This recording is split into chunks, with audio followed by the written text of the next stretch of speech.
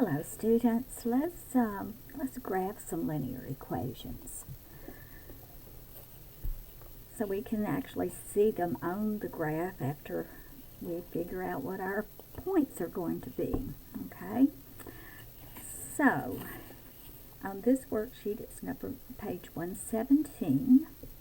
Okay, it says make a table of 3 solutions, graph each solution and draw a straight line through the points. Okay, so let's do this. The first one is 4x minus y equal 4. Okay, let's start with x is 0. I'm just going to put a 0 right there. If x is 0, what is y going to be? So let's work it out. If x is 0, what will our y be? Okay, 4 times 0, where I have an x, I'll put a 0, minus y equals 4.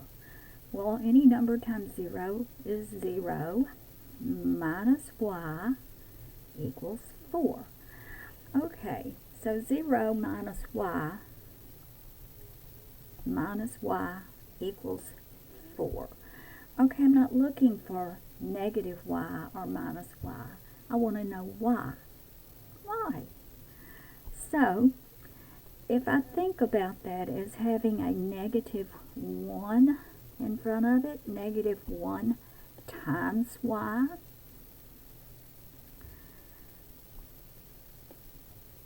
if I divide by negative 1, I make it go away, don't I? But if I divide on one side by negative, by something, I have to do the same thing on the other side. So I must come over here and also divide by negative 1. So y is going to be negative 4. Really, all I'm doing is multiplying each side here by negative 1 to get rid of my negative here. Okay, so y will be equal to negative 4. Okay, let's see, let's do 2 next. Let's substitute 2 for our x value and see what our y value will be. Alright, so I'm going to have 4 times 2 minus y equals 4. 4 times 2 gives me 8 minus y equals 4. Okay? Alright, so this is good practice with working our equations, isn't it? Let me get rid of this 8. It's a tag onto my unknown y there. If I want to get rid of positive 8, I'll subtract 8. 8 minus 8, it's out of there. If I subtract 8 on this side, I must hop the equal sign and subtract 8 on the other side also. So now I have negative y equals 4 minus 8. Well, if I'm subtracting more than I have, it's going to throw me in the negative zone, right?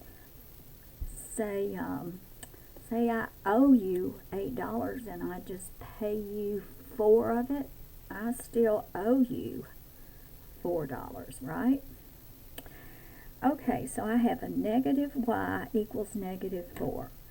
Let's just multiply each side by a negative 1. That will get rid of our negatives. Negative 1 times negative y equals negative 1 times negative 4. Now we have y equals 4 once again. Okay, so we're going to have 2 and 4 this time. Not a negative 4, but a positive 4. Okay, let's do our last number choice. Let's do 4. Let's let x be 4 and see what we get for our y value. 4x minus y equals 4. Okay, substitute 4 for my x value. Minus y equal 4. 4 times 4 gives me 16. Minus 4 minus y equals 4. Okay. Get rid of 16, I must subtract it. It's out of there. But if I subtract 16 on this side, I must go to the other side and subtract 16. So, now I have negative y equals 4 minus 16. There again, I'm going to have a negative. If you want to put it in your calculator, by all means, all you have to do, 4 minus 16, and then put your equal, your enter. Negative 12. Well, since I have a negative on each side, if I multiply each side by negative 1, I can multiply anything times 1 or negative 1. It's not going to change the value, right? 1 times anything is just that thing. But a negative times negative, 2 wrongs make a right when I multiply or divide. Y equals 12. Okay. Alright, we're not going to have a 12 on our graph here. But that's okay. I'm going to go ahead and put 4 and 12. Let's graph it. We have 0 on the x. Here's our x. We walk before we ride the elevator up or down. 0 on the x, negative 4 on the y. Go down. 1, 2, 3, 4. And I'm going to put my point right there. The next point, 2, 4. 2 on my x, 1, 2, 4 on my y. Right up. 1, 2, 3, 4. Okay, and the last point, 4, 12.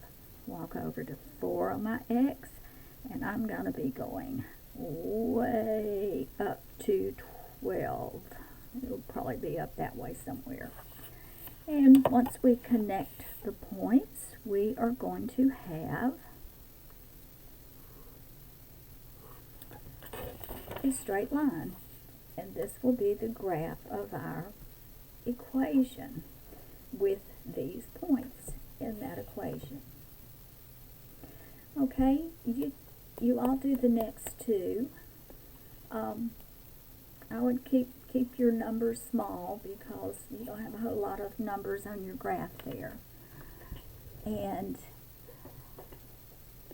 practice plotting the points and substituting for your x and y value and solving your equations. You can do these. I will see you on the next video.